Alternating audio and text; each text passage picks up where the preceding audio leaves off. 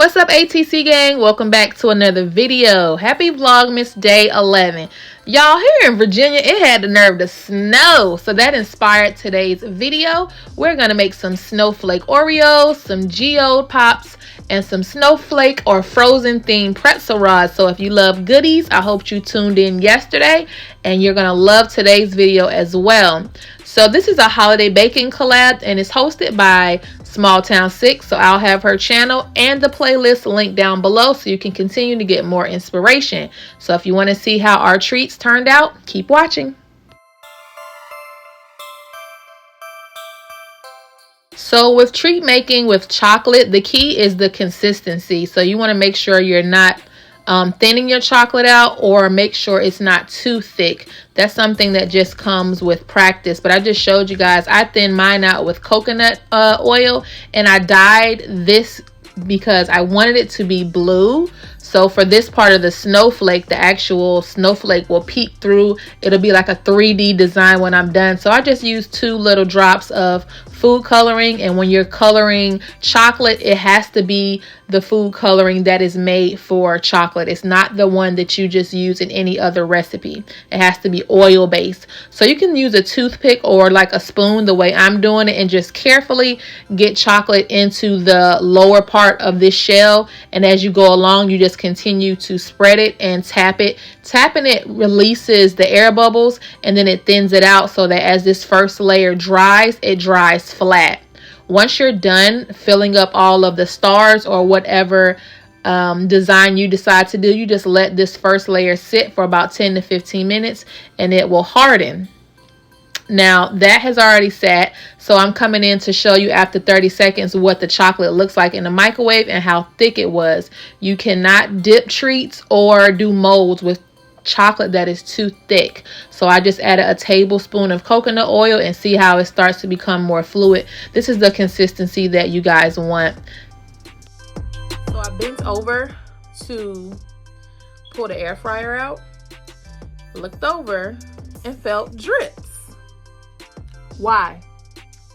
This is not what they meant by frosted tips. So I'll be washing my hair tonight. Y'all, I was trying to cook dinner and my hair went into the chocolate. It was tragic. So as you can see, after microwaving this chocolate for 30 seconds, it's 123 degrees. That is too high. I just started up and then gradually went down to 119. You kind of want to dip or use molds no higher than 100 degrees. So after a few minutes, it was the perfect consistency. Now I'm adding the first layer of white chocolate. You just want to make sure you're patting the chocolate so it dries, you know, nice and flat. And then you add your Oreos maybe 2 minutes after you're done filling the molds up halfway, just to give them a little time to kind of solidify, and then press your mold in so that you can come back and add the second layer of chocolate on top.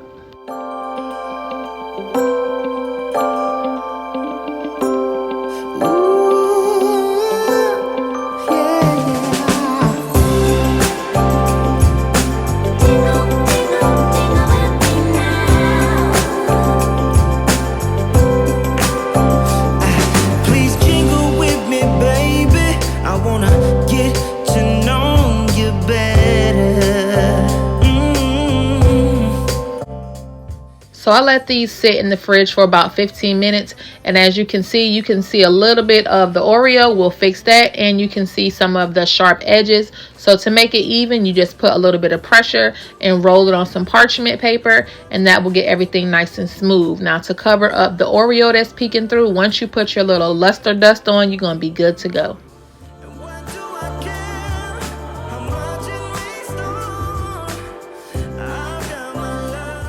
So for the second treat is going to be the Geode Cake Pops. And the first thing when you do any cake pop is to have the perfect dough. Mine is wrapped up because it was basically sweating. That's a process that allows as much moisture to be trapped into the cake as possible. I'll do a separate video like tips and tricks where I can really go in depth on the process, but I just put it in my mixer. And the thing is to start it off kind of low and it will begin to break it down. As you can see, what you want to look for is once the dough starts to clump together like this, when it's pulling away from the mixer. Once you have it at this consistency and you can squeeze it and it stays together, that's how you know your dough is ready to go. I always like to add a little bit of chocolate pudding to chocolate dough. That's just my preference. You don't have to.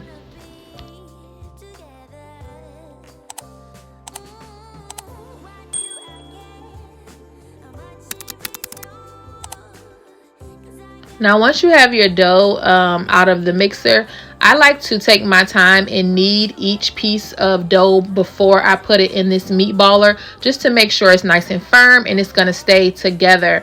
So you can use a meat baller or you can roll them by hand, but I just want it to have more of a uniform look.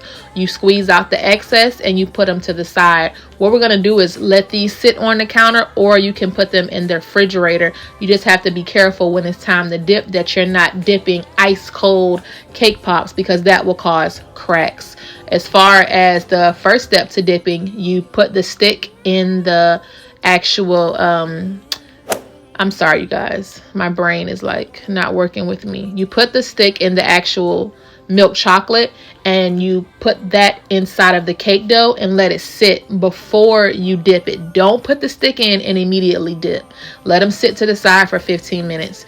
And as far as dipping, I'm taking my time to show you guys how long it takes to continue to swirl that excess chocolate, because you don't want a big puddle of chocolate once you put your cake pop down on the paper.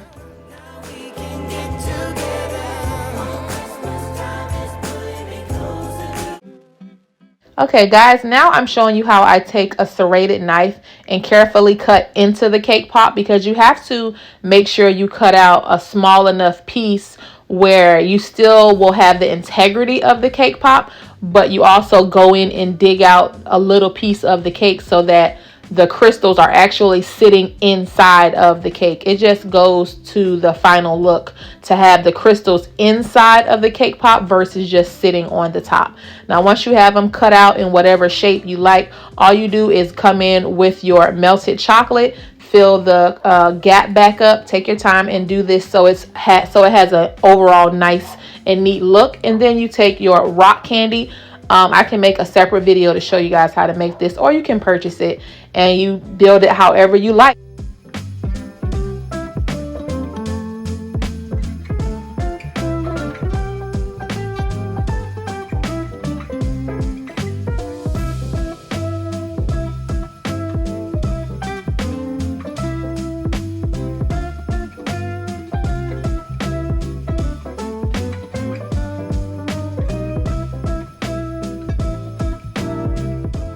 So when you make your Geode Pops, I like to make sure it's more intense, like the color is deeper in the middle, and then I'll thin out my coloring to continue to make the color lighter as I go around. Once you have your colors blended the way you like, there you go. You have Geode Pops. All right, you guys, so for our final treat, we're going to make some Snowflake pretzel rods. These are super simple. You just melt your chocolate, put it down on parchment paper, and give it a swirl. Could not be easier. Just need to remember to shake off the excess chocolate as you go. Let them dry, and then you can come back and drizzle and decorate as you see fit. I used a mix of sanding sugar, store-bought blue and white snowflakes, and then I made these snowflakes with fondant as a little garnishment for the end.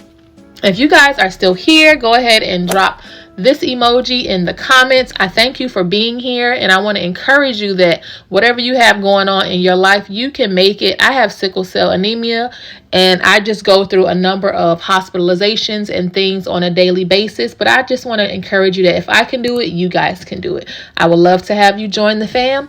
All right, guys, I hope you enjoy. Bye.